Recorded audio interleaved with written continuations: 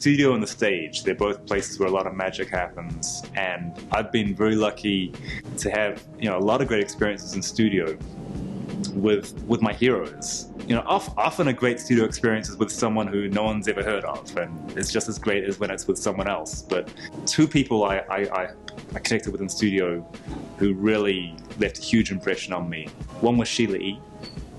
I had her cut some timbale on my album Renegades. And it was cool because I had this English cat Omar doing the vocals. I had all my favorite musicians on the track, and then I got hooked up with Shelia E. So we went to her house. She was recording in a living room studio, just killing it, just smashing the timbale, having such a great time. And I remember there was a drum machine there. I was like, wait, you got a Lynn drum machine still? And she's telling me, yeah, that's the Lynn drum machine. That's the one her and Prince made all their beats on. That was kind of crazy.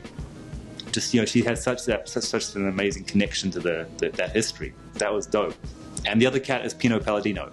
He's a bass player who a lot of people would know him from his work on Voodoo and Black Messiah, Like Water for Chocolate. You know, he was the cat with that whole scene with the Soulquarians.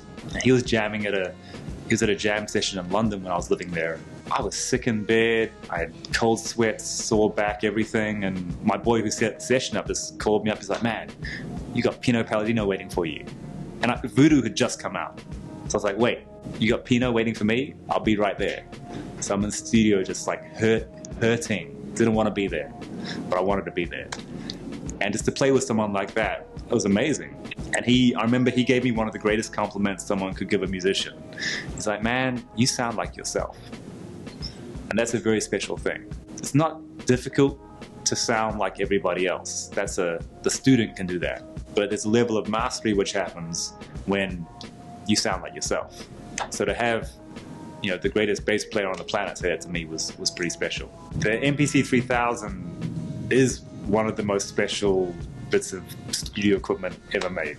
For me, I kind of likened it to the drums would sound like, they're like Muhammad Ali punches. You know, they're solid, they're really crunchy, and I compare that to something else where just sonically, you literally put the same kick and snare in a lesser sampler drum machine and it would just sound like a hollow cardboard box. You put in the MP, it sounds like a heavyweight punch.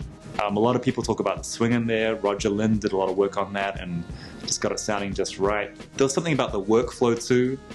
It was, compared to what we can do now, it was very laborious, but that kind of meant you were taking extra care over every detail. And then the key to take over those details would just come to life when you make beats on it. Just heavyweight sound, full sonics, crunchy, great swing. It still had everything. So, you know, playing an arena, I've never done arena tours. You know, to see him coming, I'm still thinking that's some sound guy or whatever, and he's going, da, da, da, da, da, da, and I go, huh? And he just stole on me. Pop and clocked me like right around here. He got me good. Nas is like, yo, it's a pleasure to meet you. And Kanye is like, yo, actually, like, there was a track that I think that maybe Nas had gotten from No ID or something that actually Kanye had done. So he's like, actually, I'm on this album of yours. I did this track actually as a ghost producer. I'm shook. They didn't find anything. Talking to Chuck, I was like, Chuck, man, did you hear there's a bomb threat in the hotel? He's like, oh, that's nothing, Lord. Remember Flavor in '87, there was a bomb on the stage? Flavor's like, yeah, boy, there's a bomb on it. That was crazy, G.